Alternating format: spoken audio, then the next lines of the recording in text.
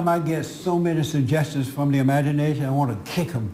I wish I could just kick the imagination. Right. And my greatest desire today, I have another greatest desire, is to overcome the imagination. That's my greatest desire, because since we've been teaching this year, I realize that there is a thought for every occasion. It'll just make up stuff. It'll just tell you stuff. And then sometimes it'll give you a thought, and then a feeling would come, and then the thought leave, and the feeling is there, and now you want to operate from the feeling because you forget about the thought, right? You forget about the tempter. And it's just amazing how for everything it is constantly talking to you about it. It looks like the more you become aware of those thoughts, it's like, wow, it's amazing how busy it is, always talking to you about everything. And there's one thing I am 100% sure about. It is never right about anything. It is never right about anything. But it's so busy telling you stuff that look like it can be right. Especially if you're going through a situation, it'll tell you about that situation. And since you aren't going through the situation, it looks like it's telling you the truth because it wants you to take action on the situation where you really shouldn't do anything about it. But if you're not understanding that that is the deceiver, you will take action on the situation and mess everything up. It is something else how the devil operates like that in us. That's like mind-blowing. It's just one after another, one after another, one after another about everything. My desire is to overcome that. It's absolute. I believe that, and I'm not there, but I believe it's possible. You know, Christ said, greater works shall we do than what he did.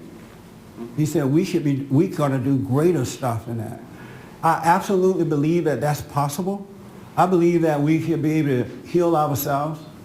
I believe we should be able to lay hands on others and heal them, our children, our families and friends, people who are possessed, like the homeless folks. You know, you see them talking to themselves.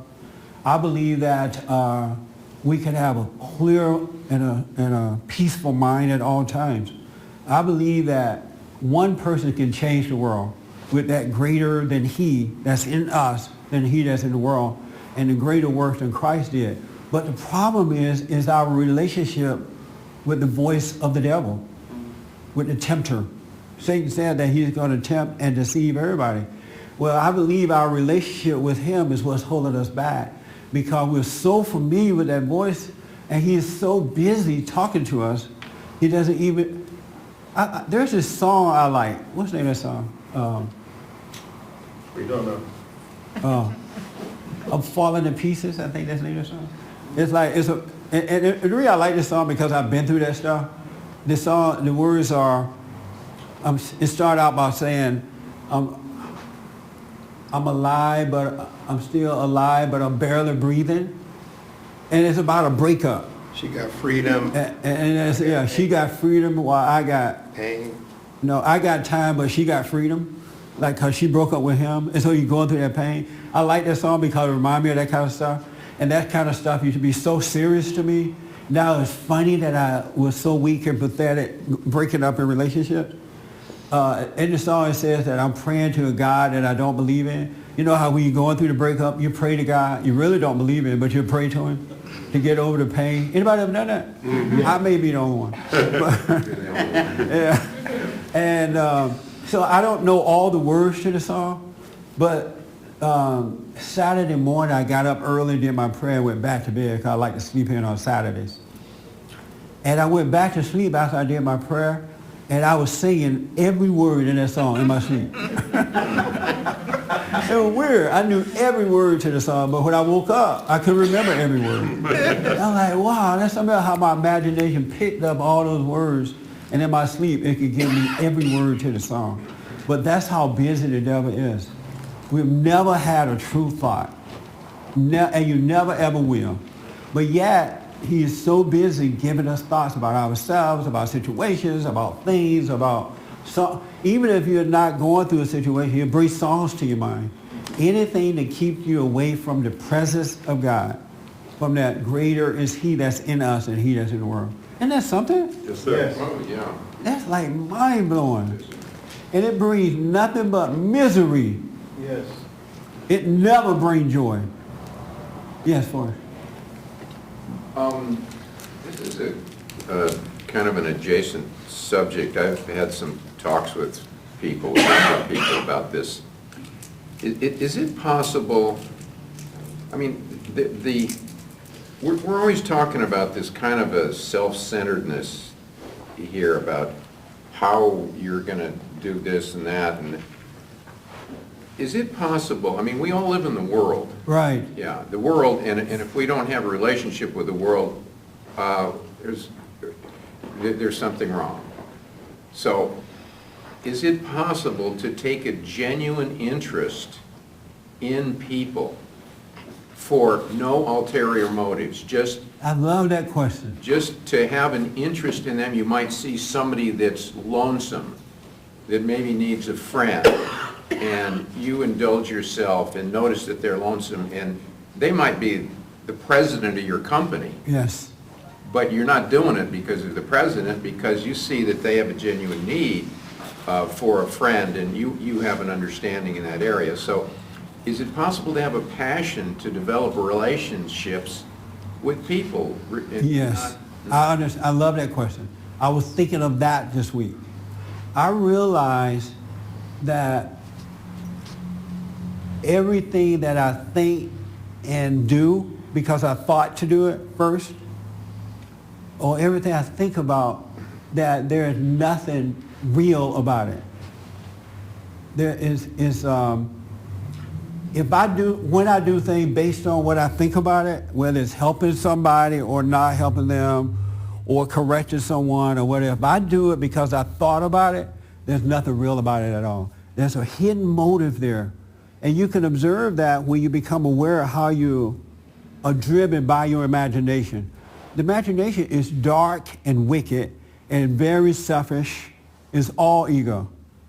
It really is. So everything, absolutely everything that we do, I was thinking about this morning, everything that we do based on what we think is all ego, and it's never honest, and it's never legitimate. It's all something for you. But the thing, and I was thinking this morning, wow, if I didn't follow my thoughts at all, I'd be doing much less. I would have more time. I would help fewer people. Because you would see in a different way how to do those things. And yes, you will have a right relationship with the world, but your actions would be nothing like what your imagination is telling you. You will have the right kind of action. It will be of love. It will be helpful. It will be honest and everything. You're talking about just a general philosophy about your relationship with your fellow man and woman. Yes. You know, a giving kind of philosophy. It wouldn't be based on any kind of secret, guileful. That's thoughts right. Well, yeah, that's what. That's what I want. That's what I mean. That's what I mean, though. But if you live in your imagination, everything you do for others is all ego-driven, because you're going to do it the wrong way and for the wrong reason. You cannot help it when you listen to the imagination. Just think about the people you have helped based on what you thought first. They have not really been helped. They're not better off for it. And just think about what you've done for yourself based on what you thought about yourself. You're not better off for it either. That's why you got to get to know yourself, and that's why God wants us to know it's a spiritual battle rather than a physical one. And Satan is always spiritually trying to guide us in the darkness of our imagination. And everything that we do from there is due to the lack of love and all ego. But there is a right way to do it. But we got to come out of the darkness into the light in order to do that. Isn't that something? It is. Of course. And it's not like, it's not supposed to be a struggle to overcome it. It's supposed to happen simply by allowing it to happen, by being aware. But it's a whole different reality. I'm telling you, this thing about letting go is totally helping me. I don't know what it's doing for you guys, but this imagination thing is wicked, it's wrong. Christ has already restored things so that we don't have to live by that. It's just that we are angry, people are angry, and you're familiar with it, and that's what you live by, in spite of the hell that it brings.